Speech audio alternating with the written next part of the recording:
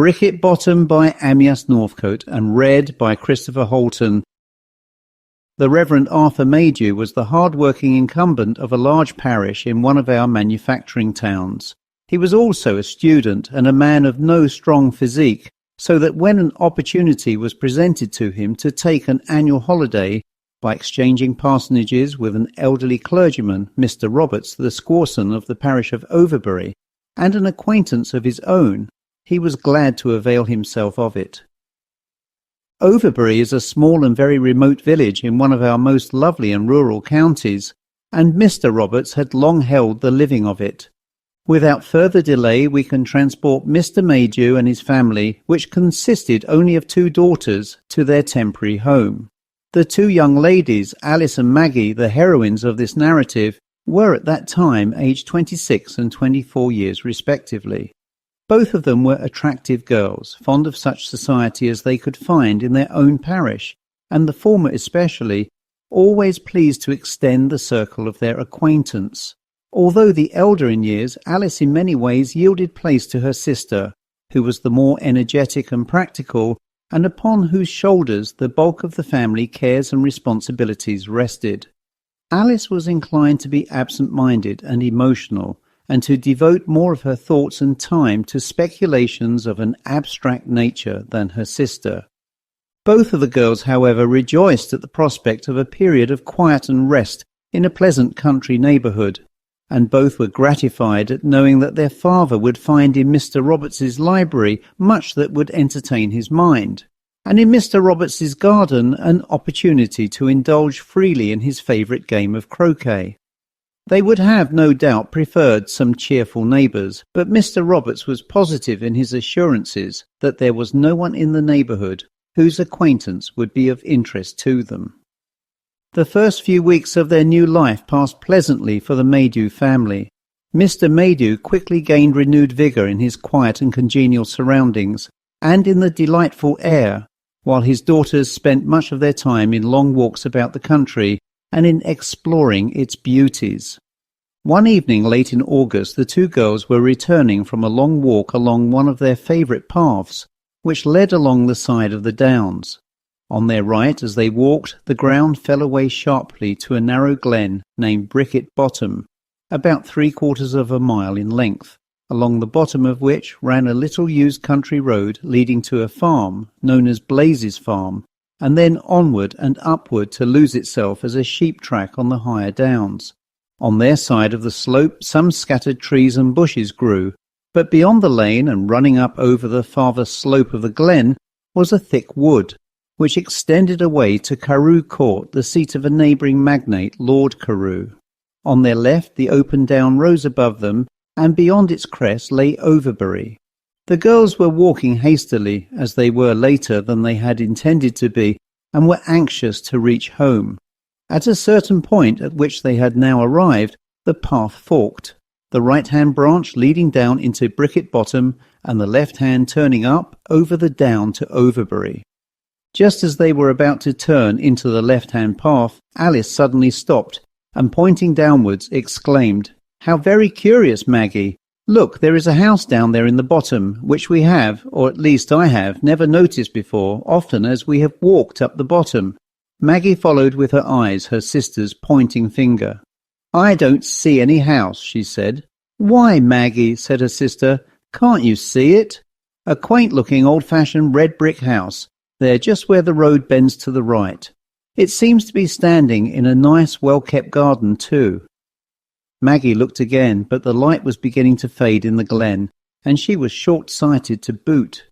"I certainly don't see anything," she said, "but then I am so blind, and the light is getting bad. Yes, perhaps I do see a house," she added, straining her eyes.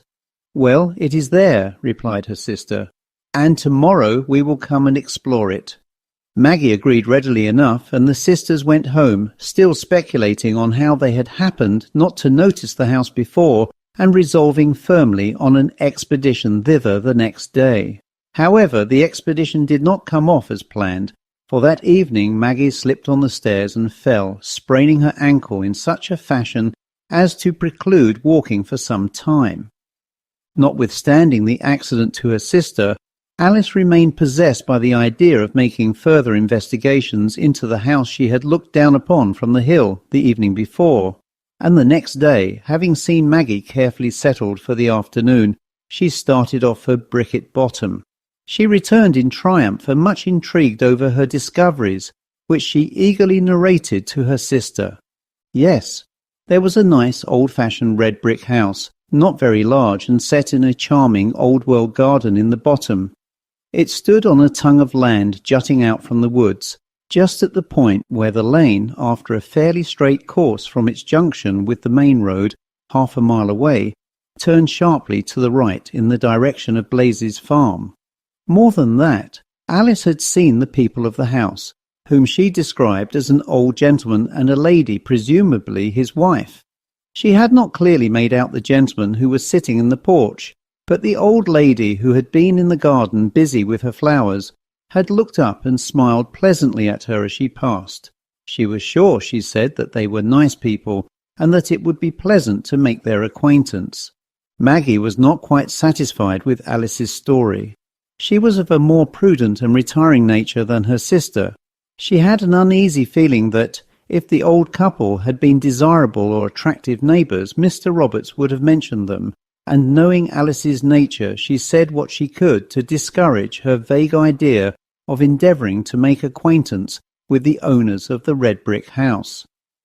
On the following morning, when Alice came to her sister's room to inquire how she did, Maggie noticed that she looked pale and rather absent-minded, and after a few commonplace remarks had passed, she asked, "What is the matter, Alice? You don't look yourself this morning." Her sister gave a slightly embarrassed laugh. "Oh, I'm all right," she replied, "only I did not sleep very well. I kept on dreaming about the house. It was such an odd dream too. The house seemed to be home, and yet to be different." "What, that house in Brickett Bottom?" said Maggie. "Why, what is the matter with you? You seem to be quite crazy about the place." "Well, it is curious, isn't it, Maggie, that we should have only just discovered it, and that it looks to be lived in by nice people. I wish we could get to know them." Maggie did not care to resume the argument of the night before, and the subject dropped. Nor did Alice again refer to the house or its inhabitants for some little time. In fact, for some days the weather was wet and Alice was forced to abandon her walks. But when the weather once more became fine, she resumed them, and Maggie suspected that Brickett Bottom formed one of her sister's favourite expeditions. Maggie became anxious over her sister, who seemed to grow daily more absent-minded and silent, but she refused to be drawn into any confidential talk, and Maggie was nonplussed. One day, however, Alice returned from her afternoon walk in an unusually excited state of mind, of which Maggie sought an explanation. It came with a rush. Alice said that afternoon, as she approached the house in Brickett Bottom, the old lady, who as usual was busy in her garden, had walked down to the gate as she passed, and had wished her good day. Alice had replied, and pausing, a short conversation had followed. Alice could not remember the exact tenor of it, but after she had paid a compliment to the old lady's flowers, the latter had rather diffidently asked her to enter the garden for a closer view. Alice had hesitated, and the old lady had said, "Don't be afraid of me, my dear. I like to see young ladies about me, and my husband finds their society quite necessary to him." After a pause, she went on, "Of course, nobody has told you about us. My husband is Colonel Paxton, late of the Indian Army, and we have been here for many, many years. It's rather lonely, for so few people ever see us. Do come in and meet the Colonel." "I hope you didn't go in," said Maggie rather sharply. "Why not?" replied Alice. "Well, I don't like Mrs. Paxton asking you in that way," answered Maggie. "I don't see what harm there was in the invitation," said Alice. "I didn't go in because it was getting late and I was anxious to get home, but—" "But what?" asked Maggie, and Alice shrugged her shoulders. "Well," she said, "I have accepted Mrs. Paxton's invitation to pay her a little visit tomorrow." And she gazed defiantly at Maggie. Maggie became distinctly uneasy on hearing of this resolution. She did not like the idea of her impulsive sister visiting people on such slight acquaintance, especially as they had never heard them mentioned before. She endeavoured by all means, short of appealing to Mr. Maidu, to dissuade her sister from going, at any rate until there had been time to make some inquiries as to the Paxtons. Alice, however, was obdurate. What harm could happen to her, she asked. Mrs. Paxton was a charming old lady. She was going early in the afternoon for a short visit. She would be back for tea and croquet with her father, and, anyway, now that Maggie was laid up, long solitary walks were unendurable, and she was not going to let slip the chance of following up what promised to be a pleasant acquaintance. Maggie could do nothing more. Her ankle was better, and she was able to get down to the garden and sit in a long chair near her father. But walking was still quite out of the question, and it was with some misgivings that on the following day she watched Alice depart gaily for her visit, promising to be back by 4:30 at the very latest. The afternoon passed quietly till nearly 5, when Mr. Maidu, looking up from his book, noticed Maggie's uneasy expression and asked, "Where is Alice?" "Out for a walk," replied Maggie, and then, after a short pause, she went on, "And she has also gone to pay a call on some neighbours whom she has recently discovered." "Neighbours!" ejaculated Mr. Maidu. "What neighbours? Mr. Roberts never spoke of any neighbours to me." "Well, I don't know much about them," answered Maggie. "Only Alice and I were out walking the day of my accident and saw, or at least she saw, for I am so blind I could not quite make it out, a house in Brickett Bottom. The next day she went to look at it closer, and yesterday she told me that she had made the acquaintance of the people living in it. She says that they are a retired Indian officer, and his wife a colonel, and Mrs. Paxton. And Alice describes Mrs. Paxton as a charming old lady who pressed her to come and see them. So she has gone this afternoon, but she promised me she would be back long before this." Mr. Maidu was silent for a moment and then said, "I'm not well pleased about this. Alice should not be so impulsive and scrape acquaintance with absolutely unknown people. Had there been nice neighbours in Brickett Bottom, I am certain Mr. Roberts would have told us." The conversation dropped, but both father and daughter were disturbed and uneasy, and tea having been finished and the clock striking 5:30, Mr. Maidu asked Maggie, "When did you say Alice would be back?" "Before 4:30 at the latest, father." "Well, what can she be doing? What can have delayed her? You say you did not see the house," he went on. "No," said Maggie, "I cannot say I did. It was getting dark, and you know how short-sighted I am." "But surely you must have seen it at some other time," said her father. "That is the strangest part of the whole affair," answered Maggie. "We have often walked up the bottom, but I never noticed the house, nor had Alice till that evening. I wonder," she went on after a short pause, "if it would not be well to ask Smith to harness the pony and drive over to bring her back. I am not happy about her. I am afraid—" "Afraid of what?" said her father in the irritated voice of a man who is growing frightened. "What can have gone wrong in this quiet place? Still, I'll send Smith over for her." So saying, he rose from his chair and sought out Smith, the rather dull-witted gardener groom attached to Mr. Roberts' service. "Smith," he said, "I want you to harness the pony at once and go over to Colonel Paxton's in Brickett Bottom and bring Miss Maidu home." The man stared at him. "Go where, sir?" he said. Mr. Maidu repeated the order, and the man, still staring stupidly, answered, "I never heard of Colonel Paxton, sir. I don't know what house you mean." Mr. Maidu was now growing really anxious. "Well, harness the pony at once," he said, and going back to Maggie, he told her of what he called Smith's stupidity, and asked her if she felt that her ankle would be strong enough to permit her to go with him and Smith to the bottom to point out the house. Maggie agreed readily, and in a few minutes the party started off. Brickett Bottom, although not more than 3/4 of a mile away over the downs, was at least 3 miles by road, and as it was nearly 6 o'clock before Mr. Maidu left the vicarage, and the pony was old and slow, it was getting late before the entrance to Brickett Bottom was reached. Turning into the lane, the cart proceeded slowly up the bottom, Mr. Maidu and Maggie looking anxiously from side to side, while Smith drove stolidly on, looking neither to the right nor left. "Where is the house?" said Mr. Maidu presently. "At the bend of the road," answered Maggie, her heart sickening as she looked out through the failing light to see the trees stretching their ranks in unbroken formation along it. The cart reached the bend. "It should be here," whispered Maggie. They pulled up. Just in front of them the road bent to the right round a tongue of land, which, unlike the rest of the right-hand side of the road, was free from trees and was covered only by rough grass and stray bushes. A closer inspection disclosed evident signs of terraces having once been formed on it, but of a house there was no trace. "Is this the place?" said Mr. Maidu in a low voice. Maggie nodded. "But there is no house here," said her father. "What does it all mean? Are you sure of yourself, Maggie? Where is Alice?" Before Maggie could answer, a voice was heard calling, "Father! Maggie!" The sound of the voice was thin and high, and paradoxically it sounded both very near and yet as if it came from some infinite distance. The cry was thrice repeated, and then silence fell. Mr. Maidu and Maggie stared at each other. "That was Alice's voice," said Mr. Maidu huskily. "She is near and in trouble and is calling us.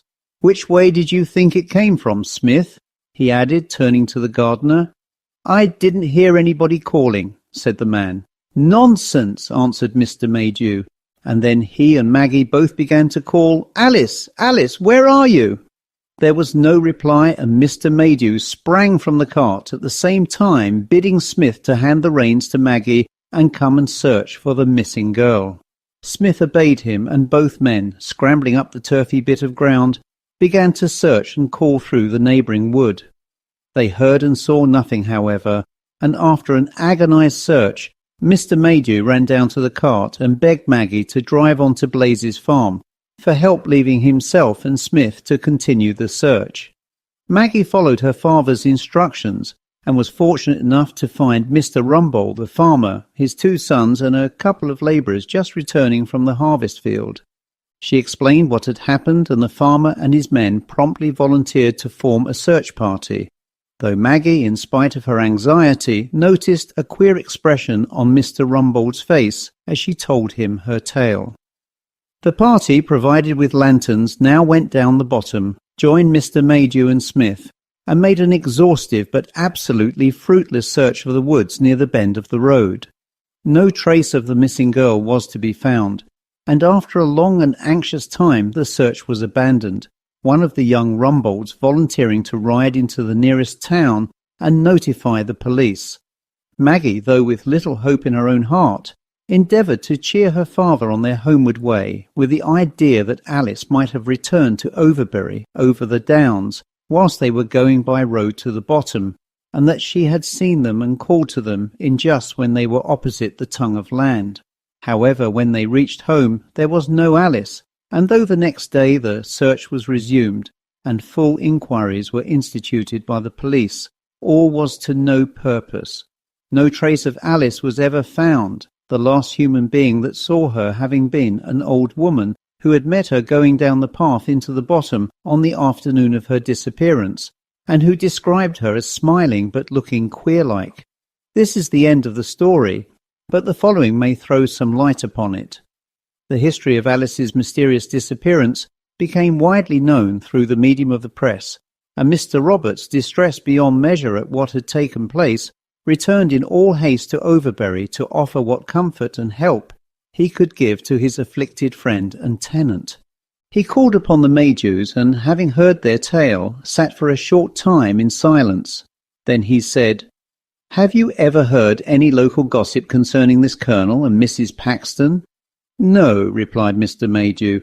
"I never heard their names until the day of my poor daughter's fatal visit." "Well," said Mr. Roberts, "I will tell you all I can about them, which is not very much, I fear." He paused and then went on. "I am now nearly 75 years old, and for nearly 70 years no house has stood in Brickett Bottom. But when I was a child of about 5, there was an old-fashioned red-brick house standing in a garden at the bend of the road, such as you have described. It was owned and lived in by a retired Indian soldier, and his wife, a Colonel and Mrs. Paxton. At the time I speak of, certain events having taken place at the house and the old couple having died, it was sold by their heirs to Lord Carew, who shortly after pulled it down on the grounds that it interfered with his shooting. Colonel and Mrs. Paxton were well known to my father, who was the clergyman here before me, and to the neighbourhood in general. They lived quietly and were not unpopular, but the Colonel was supposed to possess a violent and vindictive temper. Their family consisted only of themselves, their daughter and a couple of servants, the Colonel's old army servant and his Eurasian wife. Well, I cannot tell you details of what happened. I was only a child. My father never liked gossip, and in later years, when he talked to me on the subject, he always avoided any appearance of exaggeration or sensationalism. However, it is known that Miss Paxton fell in love with and became engaged to a young man to whom her parents took a strong dislike. They used every possible means to break off the match, and many rumours were set on foot as to their conduct. Undue influence, even cruelty, were charged against them. I do not know the truth. All I can say is that Miss Paxton died, and a very bitter feeling against her parents sprang up. My father, however, continued to call, but was rarely admitted. In fact, he never saw Colonel Paxton after his daughter's death, and only saw Mrs. Paxton once or twice. He described her as an utterly broken woman, and was not surprised at her following her daughter to the grave in about 3 months' time. Colonel Paxton became, if possible, more of a recluse than ever after his wife's death, and himself died not more than a month after her under circumstances which pointed to suicide. Again a crop of rumours sprang up, but there was no one in particular to take action. The doctor certified death from natural causes, and Colonel Paxton, like his wife and daughter, was buried in this churchyard. The property passed to a distant relative, who came down to it for one night shortly afterwards. He never came again, having apparently conceived a violent dislike to the place, but arranged to pension off the servants and then sold the house to Lord Carew, who was glad to purchase this little island in the middle of his property. He pulled it down soon after he had bought it, and the garden was left to relapse into a wilderness. Mr. Roberts paused. "Those are all the facts," he added. "But there is something more," said Maggie. Mr. Roberts hesitated for a while. "You have a right to know all," he said almost to himself. Then louder he continued. "What I am now going to tell you is really rumour, vague and uncertain. I cannot fathom its truth or its meaning. About 5 years after the house had been pulled down, a young maidservant at Carew Court was out walking one afternoon. She was a stranger to the village and a new coiner to the court. On returning home to tea, she told her fellow servants that as she walked down Brickett Bottom, which place she described clearly, she passed a red brick house at the bend of the road, and that a kind-faced old lady had asked her to step in for a while. She did not go in, not because she had any suspicions of there being anything uncanny, but simply because she feared to be late for tea. I do not think she ever visited the bottom again, and she had no other similar experience so far as I am aware. 2 or 3 years later, shortly after my father's death, a travelling tinker with his wife and daughter camped for the night at the foot of the bottom. The girl strolled away up the glen to gather blackberries, and was never seen or heard of again. She was searched for in vain. Of course, one does not know the truth, and she may have run away voluntarily from her parents, although there was no known cause for her doing so. That, concluded Mr. Roberts, is all I can tell you of either facts or rumours. All that I can now do is to pray for you and for her. The end.